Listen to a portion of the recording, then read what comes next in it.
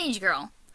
2 years ago, I posted a seemingly inconsequential speed paint, which has since evolved into a 5-act long passion project about disability, desperation, and way too much emphasis on color language.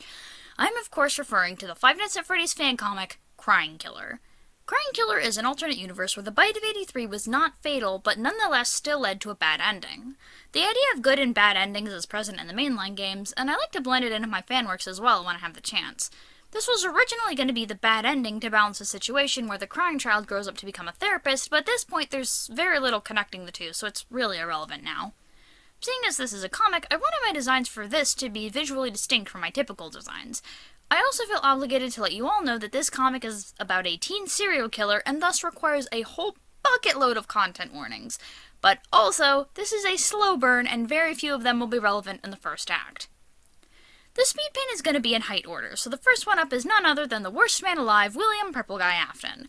Purple Guy is, in all honesty, one of my favorite video game villains of all time, but I can't explain why without a 20-minute video essay. I personally write Purple Guy variants in a very wide spectrum, ranging from harmless divorced loser to literal cryptid, with this version landing in the far end of worst man alive. I really want to emphasize that this version of Afton is very different than the way I typically write him. For, my own sake. Anyway, this version is pretty visually distinct from my main design. For starters, his shape language is mostly square with some sharpness, unlike my usual design which is square with some roundness. According to the Silver Eyes, William was, before the murders at least, a friendly, heavyset guy who was so approachable and charismatic that he got away with half a dozen felonies because no one suspected him. This, and a few other moments from that book, form the basis for all the overthinking I do about this terrible, wonderful man.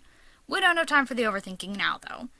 Whenever I write from one of the Afton kids' perspectives, typically the crying child, there's a high chance that William's size is going to be emphasized as a sign of strength and protection that his kids are not allowed to have. He's not home physically, and he's not available emotionally. This version is less about being the comfort that Cece will never have, and more about being the pillar of strength that he'll never measure up to. This design also has shorter, sleeker hair and a pointier nose than I usually give him, nudging more triangles into his design. Outfit-wise, it is very important for me to draw pink eye in suspenders, or braces in this case. You're not going to see me give pink eye suspenders because I may or may not have written the script before I did the speed paint, but nonetheless, they are under his vest. And to be honest, Pink Eye is probably my favorite sprite just because of how goofy it looks. Look at his stupid face, I love him. This design also takes inspiration from the idea that Pink Guy and Purple Guy are the same person, with his colors darkening to show his corruption. The colors at the beginning, however, are nice, cheerful spring bonnie yellow with bits of pink and magenta. I don't think I've ever drawn a purple guy with less purple in my life. The gold trim on his work vest is meant to have a sort of ringmaster vibe, but I'm not sure how well that came across. Seeing as we're going in height order, not age order, next up is Michael, Foxybro, Eggs Benedict, probably some other night guard also Afton. I will say that I do like the idea of good and bad endings in a sort of Spider-Verse-like framework, and while that's not relevant to the story, something there is going to affect Michael.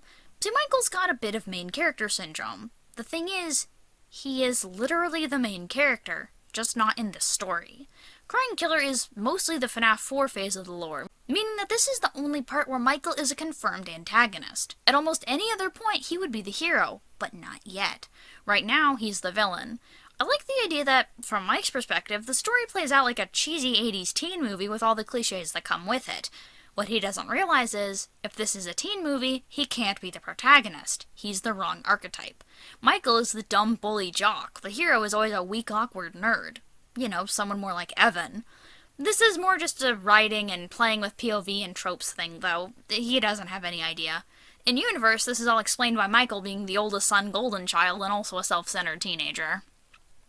Now, seeing as this is the 80s, Mike naturally has to have a mullet and sweatbands, seeing as they wouldn't be outlawed until later. He does take after his dad a lot, having pretty much the same face, and is pretty broad on account of both genetics and the sports. What sports? All the sports. It's his entire personality. Color-wise, Mike has an aggressive, energetic red splattered on his arms, torso, and legs. The red arms and gray body of his Letterman jacket are meant to mirror the look of his tank top as Foxybro, and to work in more red, seeing as it represents him the best. It's also very convenient that the real-world, historically accurate Hurricane Utah has red, white, and black as their school colors. Yes, I looked this up on Wikipedia. The mascot's a tiger, though, since they needed something that they could draw with red, black, and white. And I know it's spelled like the storm, but locals seem to pronounce it hurricane, according to both Tumblr and Wikipedia. Now, because I like to overthink things, I want to work in black and white into a couple of the alt designs Michael have later on, as a sign of a school pride. At the end of the speed paint, I do go back and adjust the red gloves to make them black and white, because it just looks better, and again, school colors. And for the main design, he's mostly in shades of gray. Maybe consider what that might mean. Backtracking a little in terms of age, we have Pauline, unnamed wife Clara, Ballora, maybe if you squint and tilt your head a little, Afton. The typical name given to unnamed wife is Clara, probably after that lady from The Immortal and the Restless. And while I did make her color green here as well, I have my own reasons for doing so. My main reasons for naming her the way I did is because I wanted to give her a name meaning motherly, since that's her only canon trait. The only one with English sort of origins was Candace, but in the 1940s that name was down to the top 1,100th place in terms of British baby names, while the name William ranked number 3. I went and looked for something a little more basic and settled on Pauline, meaning small, since I want her to be small. It's a fun visual, and also mayhaps has a story reason behind it too. Pauline has a very fun design, a very 80s material girl, big fluffy hair, thick eyeliner, lots of shiny jewelry, baggy sweaters.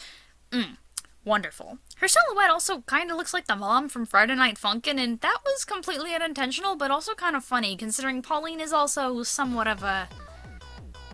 Anyways, her color palette is mostly greens and yellows to make it match with William, considering yellow is the color of joy and sunshine and malaria.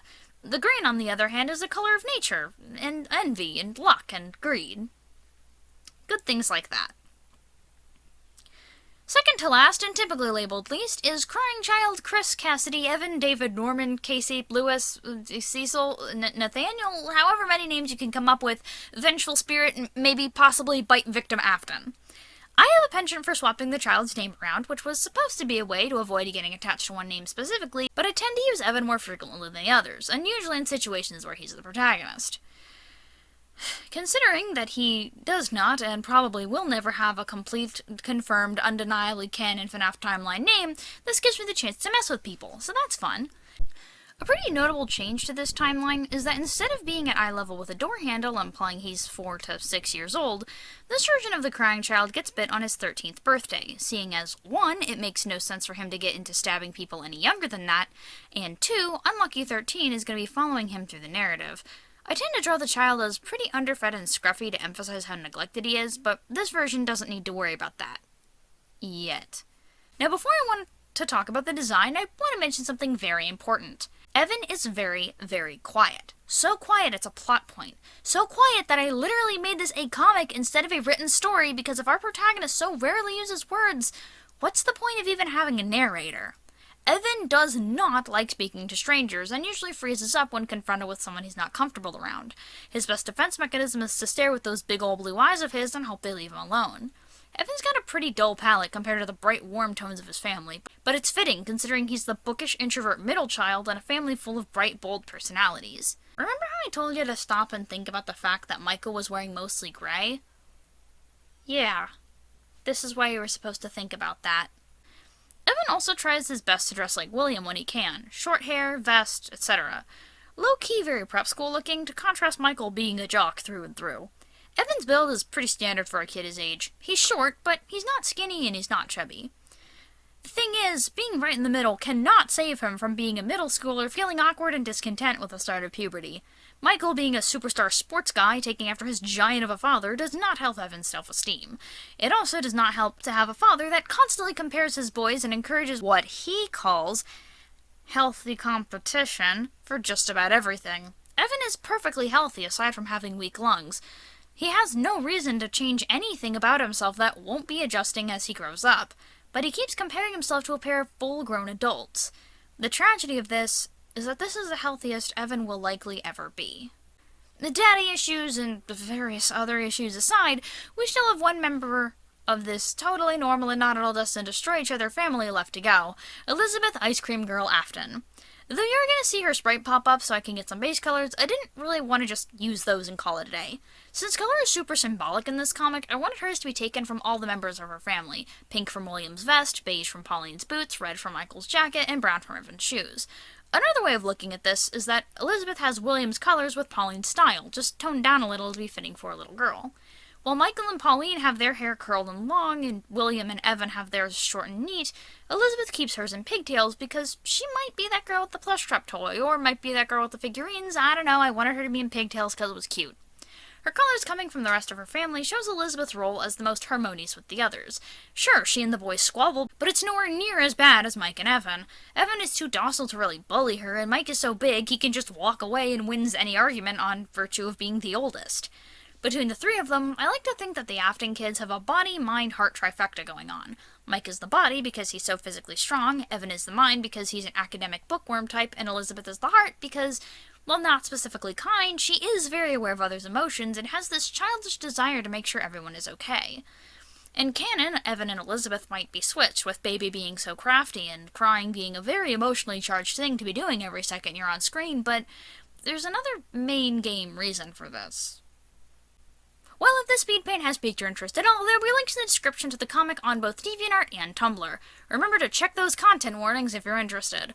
Like I said, this is a slow burn that is likely to take a very long time, but I figured I should give any potential readers a heads up before they get in too deep. I won't be doing a lot of promoting on this comic outside of art directly related to it, but I prefer it that way.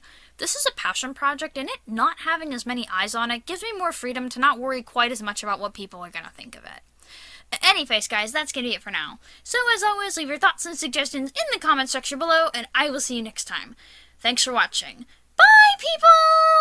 And I am going to be here for a very long time.